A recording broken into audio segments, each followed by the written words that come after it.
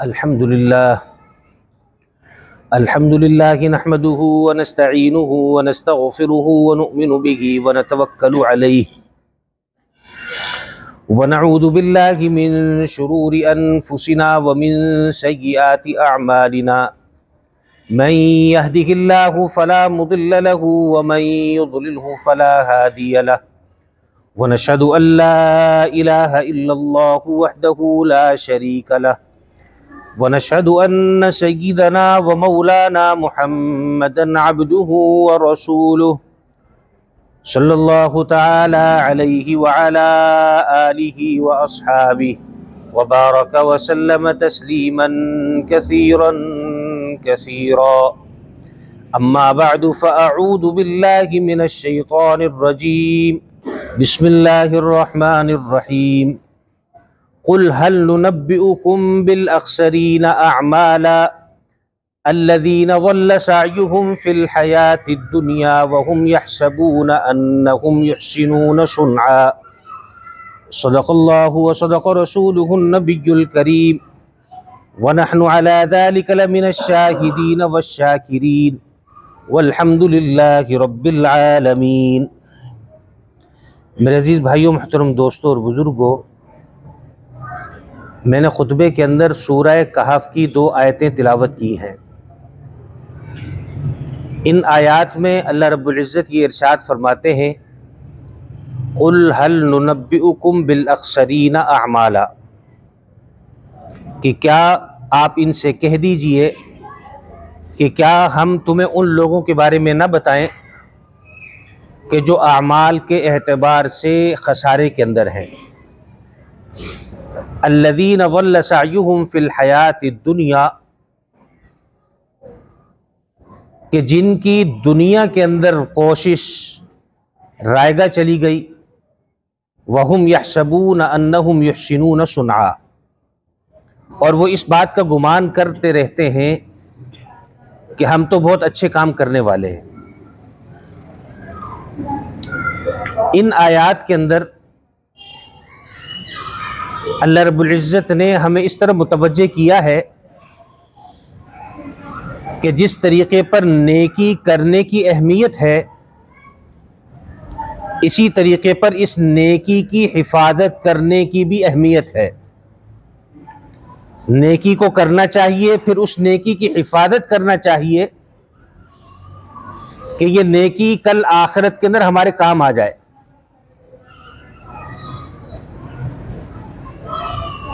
दुनिया के अंदर नेकी तो कर ली,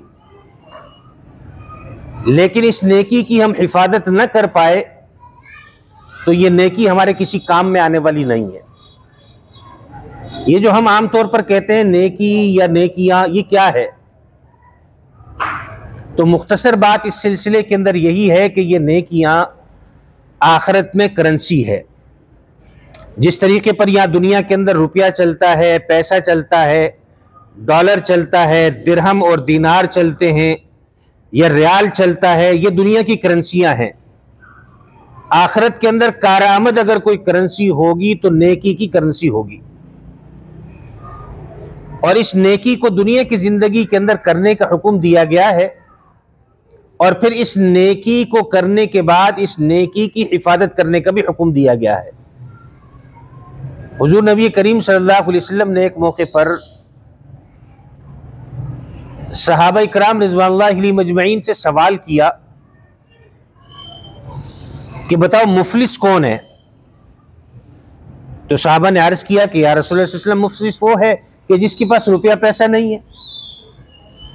तो हुजूर अलैहिस्सलातु वस्सलाम ने फरमाया कि नहीं, बल्कि मुफलिस शख्स वो होगा कि जो क़यामत के दिन अल्लाह ताला के दरबार में इस हैसियत से हाजिर होगा कि नेकियों का एक बहुत बड़ा अंबार और बहुत बड़ा पहाड़ लेकर हाजिर होगा, लेकिन जैसे ही वो वहां पहुंचेगा तो अल्लाह ताला के सामने मुस्तहिक लोग आ जाएंगे। कोई कहेगा कि अल्लाह इसने मुझे गाली दी थी, कोई कहेगा या अल्लाह इसने मेरी गीबत की थी, कोई कहेगा या अल्लाह इसने मुझे मारा था, इसने मुझे तकलीफ पहुंचाई थी, इसने मेरा माल गसब कर लिया था। गर्ज ये कि मुख्तलिफ किस्म के लोग आएंगे और अपने मुतालबात सामने रख देंगे।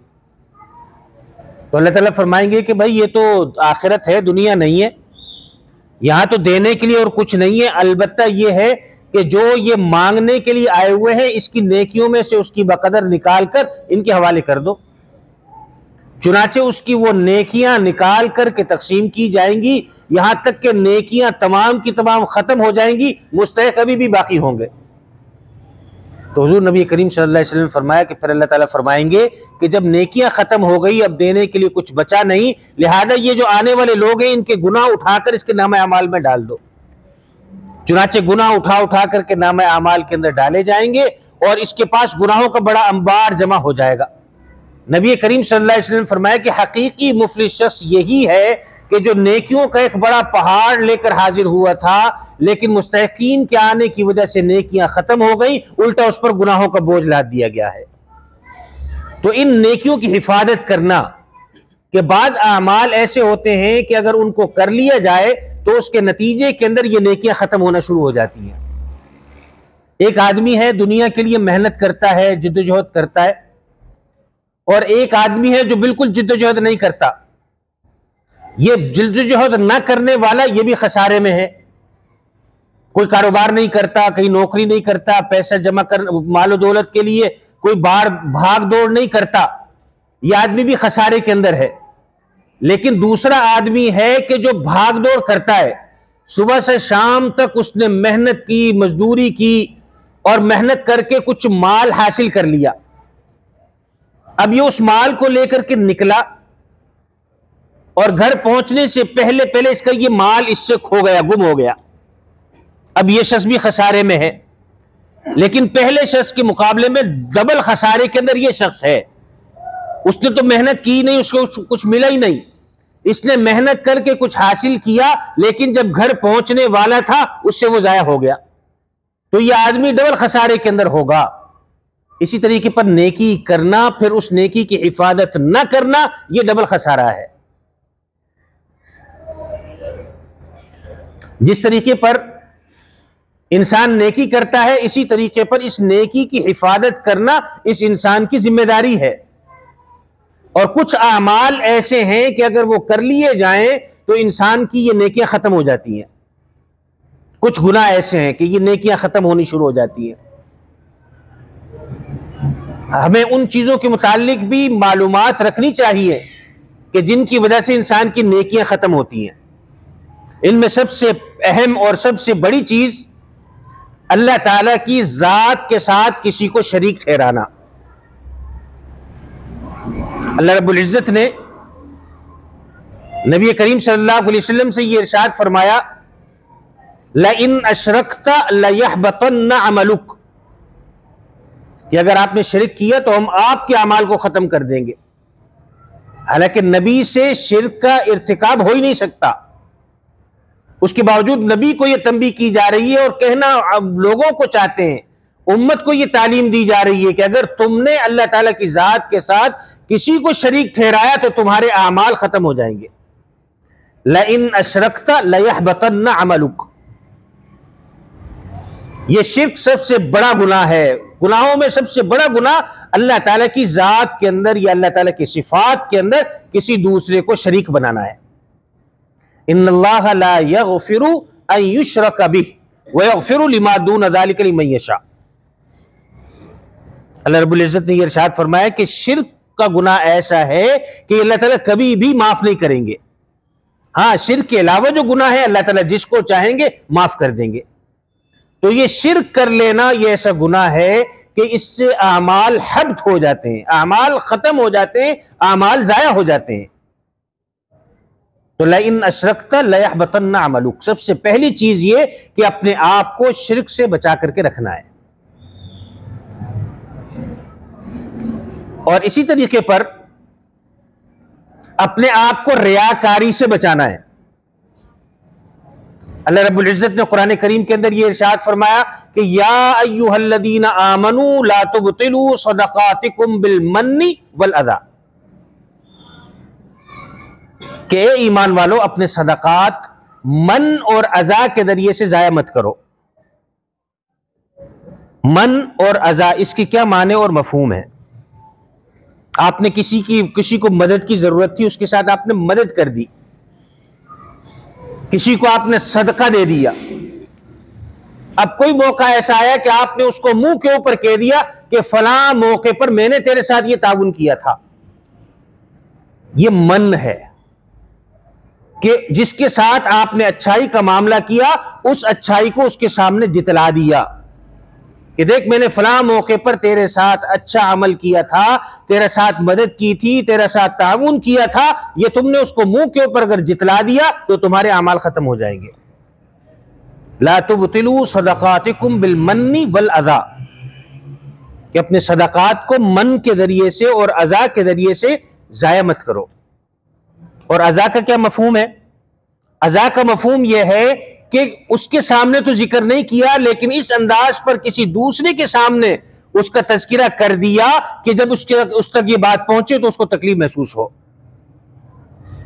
अब जिस आदमी के साथ अच्छा मामला किया तो उसको नहीं कह रहे, लेकिन किसी और के सामने हम इसका तज़किरा कर देते हैं, यार ये देखो मेरे साथ ऐसा कर दिया, हालांकि मैंने फलां मौके पर इसके साथ ऐसे ऐसे अच्छा मामला किया था।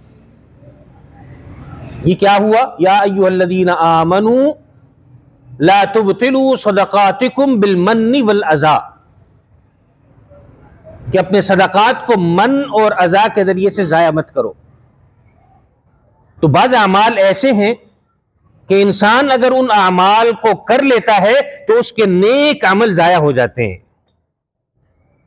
सूरह हुजुरात के अंदर भी अल्लाह ताला ने यह इरशाद फरमाया कि या अय्युहल्लज़ीना आमनू ला तुक़द्दिमू बैना यदयिल्लाहि व रसूलिही वत्तक़ुल्लाह, ये ईमान वालो, अल्लाह और अल्लाह के रसूल सल्लल्लाहु अलैहि वसल्लम से आगे मत बढ़ो। अल्लाह ताला का डर और खौफ पैदा करो, यानी जो फैसला अल्लाह और अल्लाह के रसूल सल्लल्लाहु अलैहि वसल्लम कर चुके हैं उस पर सर तस्लीम खम कर दो। ला तुक़द्दिमू बैना यदयिल्लाहि व रसूलिही वत्तक़ुल्लाह, कि अल्लाह और अल्लाह के रसूल सल्लल्लाहु अलैहि वसल्लम का जो फैसला आ चुका है उसको मान लो। ये ना हो कि किसी मौके पर हम अपने खानदान वालों से मुतासिर हो जाएं, अपने अजीज और क़रीब रिश्तेदारों से मुतासिर हो जाएं और दीन को पसे पुष्ट डाल दें। अगर हमने दीन को फरामोश किया, अपने खानदान वालों की बात को माना, अपनी रसूम रवाज के ऊपर कायम रहे, ऐसी रस्म रवाज पर कि जो दीन के मुखालिफ थी, ला तुक़द्दिमू बैना यदयिल्लाहि व रसूलिही वत्तक़ुल्लाह, ये इसके जुमरे के अंदर ये बात आएगी। और ये अमल भी हमारा ऐसा होगा कि इसके नतीजे के अंदर हमारे अमाल जाया हो जाएंगे। फिर इसके बाद आगे ये इरशाद फरमाया या अय्युहल्लज़ीना आमनू ला तरफ़ऊ अस्वातकुम फ़ौक़ सौतिन नबिय्यि वला तजहरू लहू बिल क़ौल कजहरि बाज़िकुम लिबाज़िन अन तहबत अमालुकुम व अंतुम ला तशऊरून। ये ईमान वालो, अपनी आवाज को नबी करीम सल्लल्लाहु अलैहि वसल्लम की आवाज पर बुलंद मत करो। जैसा कि तुम आपस में एक दूसरे से बातें करते हुए अपनी आवाजों को बुलंद कर लेते हो, और अगर तुमने ऐसा कर लिया तो इसके नतीजे के अंदर क्या होगा? अन तहबत अमालुकुम व अंतुम ला तशऊरून, कि तुम्हारे अमाल खत्म हो जाएंगे और तुम्हें इस बारे के अंदर शऊर भी नहीं होगा। जब आखिरत के अंदर पहुंचेंगे तो सामने ये बात आई थी कि ये सबब बना था, इसलिए तुम्हारी ये नेकियां खत्म हो गई हैं।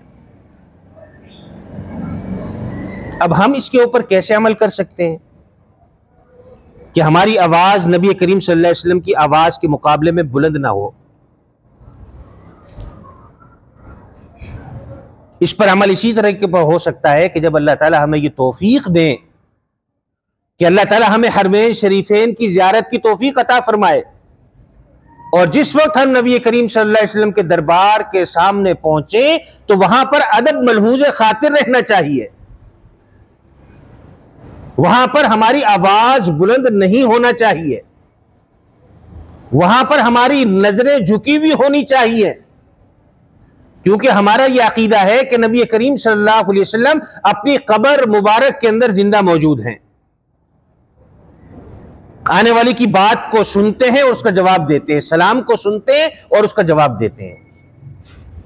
तो जिस तरीके पर नबी करीम सल्लल्लाहु अलैहि वसल्लम की हयात तय्यबा में इस बात की पाबंदी थी कि तुम अपनी आवाज को पस्त रखो, अपनी आवाज को बुलंद मत रखो।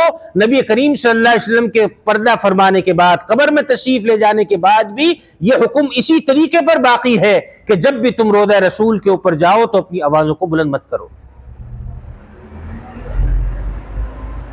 जिन्हें अल्लाह रब्बुल इज्जत ने यह सादत अता फरमाई, उन्होंने देखा होगा कि रोज़ा रसूल के करीब के अंदर जो स्पीकर लगे हुए हैं उनके अंदर बड़ी कम आवाज आती है, हल्की आवाज आती है। बाकी जगहों के मुकाबले में उस जगह पर चले जाएं तो बिल्कुल हल्की और मामूली मामूली आवाज आ रही होती है।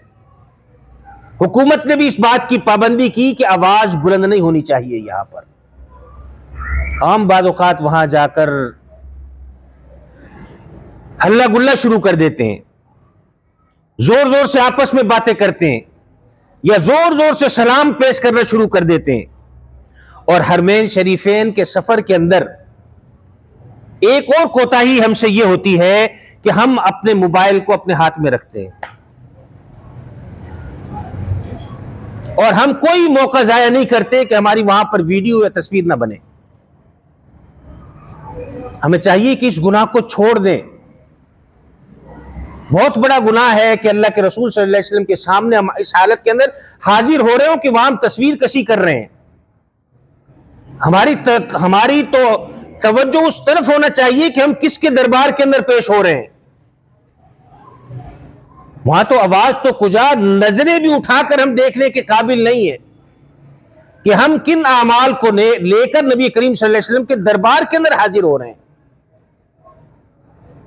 तो ये हम गुनाह, एक तो ये कि अपनी आवाज को वहां पर बुलंद ना करें, और दूसरी चीज ये है कि ये अपनी जो वीडियो या तस्वीर बनाते हैं इससे एहतराज जरूरी है। बहुत से लोग होते हैं वहां खाने काबा के अंदर खड़े हुए, खाने काबा की तरफ पीठ कर ली और हाथ उठाकर दुआ मांग रहे हैं और उसकी तस्वीर बना रहे हैं। हालांकि खाने काबा की तरफ मुंह करने का हुक्म है, खाने काबा की तरफ पीठ करने की मुमानियत है, लेकिन बस अपनी तस्वीर बनाने के लिए कि मैं और खाने काबा एक साथ आ जाए तो खाने काबा की तरफ पुश करके दुआ मांग रहे होते हैं। हालांकि हम यहां नमाज पढ़ते हैं तो हमारा रुख खाने काबा की तरफ होता है। तो यह चीज भी ऐसी है कि इससे हमारे आमाल के खत्म होने का अंदेशा है। हब्ते आमाल के खत्म होने का अंदेशा है।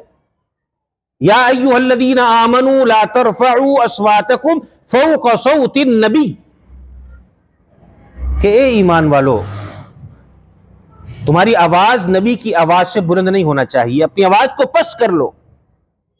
वहां जाने के बाद शोर शराबा मत करो या जोर जोर से बुलंद आवाज से दुरूद और सलाम मत करो।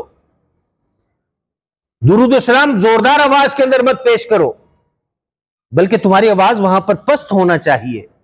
नबी का अदब होना चाहिए, नबी का एहतराम होना चाहिए। और इसी तरीके पर और भी बहुत सी चीजें हैं कि जिनके अंदर अगर हम गौर करें तो वो ऐसे गुनाह हैं कि अगर वो हमसे सरजद हो जाएं तो हमारी नेकियां जाया होने का अंदेशा है। हदीस मुबारका में हुजूर नबी करीम सल्लल्लाहु अलैहि वसल्लम ने ये इरशाद फरमाया कि इन्नल हसद लयअकुलुल हसनात कमा यअकुलुन नारुल हतब, कि ये जो हसद है, ये हसद तुम्हारी नेकियों को इस तरीके पर खाता है कि जिस तरीके पर आग खुश्क लकड़ी को खा जाती है। हसद किसे कहा जाता है? हसद कहा जाता है कि अल्लाह ताला ने किसी शख्स को कोई नेमत दी, उस नेमत पर किसी दूसरे शख्स के दिल में यह बात आ जाए कि ये अल्लाह ताला ने इसको यह नेमत क्यों दे रखी है, यह इससे छिन जाए, तो यह हसद कहलाता है। यह हमारी जिंदगियों के अंदर आम होता है। हमने देख लिया कि जरा सी किसी को नेमतें ज्यादा मिल गई, हम उससे जलने और कुड़ने लग जाते हैं। हमारे दिल के अंदर उसकी नफरत पैदा होती है, और नफरत भी इस अंदाज की पैदा होती है कि ये दिल के अंदर जज्बा पैदा होता है कि अल्लाह इससे ये नेमत छिन जानी चाहिए, मुझे मिले या ना मिले, लेकिन इसके पास ये बाकी नहीं रहनी चाहिए। तो इसी चीज का नाम हसद है। हाँ, अलबत्ता ये कि शरीयत ने हसद से मना किया और गिबता करने की इजाजत दे दी। गिबता क्या चीज है?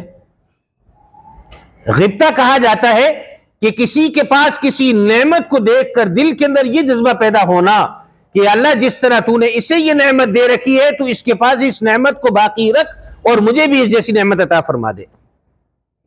इस बात की इजाजत दे दी कि हसद ना करो लेकिन गिबता कर लो।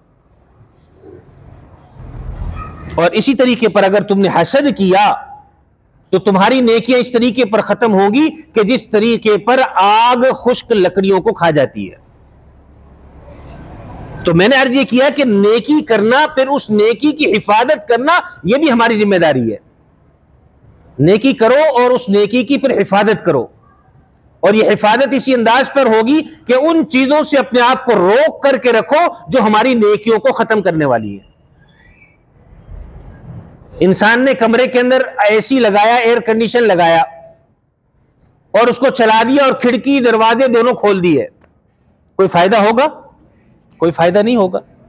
उसके लिए खिड़की दरवाजों को बंद करना होगा ताकि ठंडक अंदर बरकरार रहे।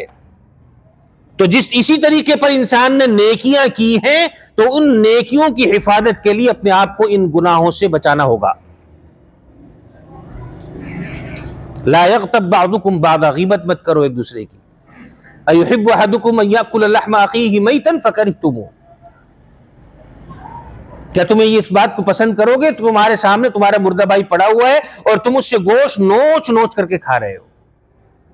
यह गीबत क्या है कि दूसरे की उस बुराई को कि जो उसके अंदर पाई जाती हो किसी के सामने पेश करना, यह गीबत कहलाता है। और हमारे यहां आम तौर पर माहौल होता है कि हम जब भी कहीं पर जमा होते हैं तो हम गीबत लाजमी करते हैं। यह हमारी बहुत बुरी आदत है और यह गीबत ऐसी चीज है कि यह भी नेकियों को खत्म करने वाली है। इमाम अबू हनीफा रहमतुल्लाह अलैह से किसी शख्स ने आकर के कहा कि हजरत वो फला आदमी आपकी बुराई बयान कर रहा था, तो आपने झट अपने पास से एक मिठाई प्लेट के अंदर डाली और कहा जाओ ये जाकर के उस शख्स को दे दो। कहा हजरत वो तो आपकी बुराइयां कर रहा था, आप उसको मिठाइयां दे रहे। कहा कि भाई ठीक है, वो मुझे अपनी बुराई, मेरी बुराई करके अपनी नेकियां तोहफे के अंदर मुझे दे रहा है, तो मैं खुशी के अंदर उसको मिठाई तोहफे में दे रहा हूं। तो हम अगर किसी की बुराई को बयान करते हैं, किसी की गीबत करते हैं, तो गोया ऐसा ही है कि अपनी नेकियां अपने अकाउंट से निकालकर उसके अकाउंट में मुंतकिल कर रहे हैं। हफ्ते अमाल है, हफ्ते अमाल, यह अमाल को खत्म करने वाली चीज है। लिहाजा हमें इन गुनाहों से अपने आप को बचाना चाहिए। हम नेकी तो कर रहे हैं लेकिन उस नेकी की हिफाजत करना यह भी हमारी जिम्मेदारी है। तो अल्लाह रब्बुल इज्जत ने इन आयात के अंदर यही इरशाद फरमाया कि कुल हल नुनब्बिउकुम बिल अख्सरीन अमाला, कि क्या हम उन लोगों के बारे में आपको ना बतलाएं कि जो अमाल के एतबार के अंदर खसारे में है। अल्लज़ीना ज़ल्ल सअयुहुम फिल हयातिद दुनिया, कि जिनकी दुनिया की तमाम कोशिश नाकारा हो गई, दुनिया की तमाम कोशिश जाया हो गई। वयहसबून अन्नहुम युहसिनून सुन्आ, हालांकि वो लोग इस बात का गुमान कर रहे हैं कि हम तो अच्छे अमल करने वाले हैं। अब ये कितनी बुरी बात होगी कि इंसान ये समझता रहे कि मैं अच्छा अमल कर रहा हूं, अच्छा अमल भी किया लेकिन उसकी हिफाजत ना कर पाया, तो इसका ये अच्छा अमल इसके किसी काम में आने वाला नहीं है। लिहाजा हमने नेकी करनी है, फिर उसके साथ उस नेकी की हिफाजत करनी है। और उस नेकी की हिफाजत का जरिया क्या है कि हमने अपने आप को गुनाहों से बचाना है, और खास तौर पर उन गुनाहों से बचाना है कि जिन अमाल के नतीजे में, जिन गुनाहों के नतीजे में हमारी नेकियां मुतासिर होने का अंदेशा है। जैसा कि मैंने आपके सामने अभी मुख्तसरन अर्ज किया कि शिरक करना, हसद करना, अल्लाह के रसूल के फैसले को ना तस्लीम करना, ये तमाम चीजें ऐसी हैं कि इंसान के आमाल के खत्म होने का अंदेशा है। अल्लाह ताला मुझे आपको कहने सुनने से ज्यादा अमल करने की तौफीक अता फरमाए। व आखिरु दावाना अनिल हम्दुलिल्लाहि रब्बिल आलमीन।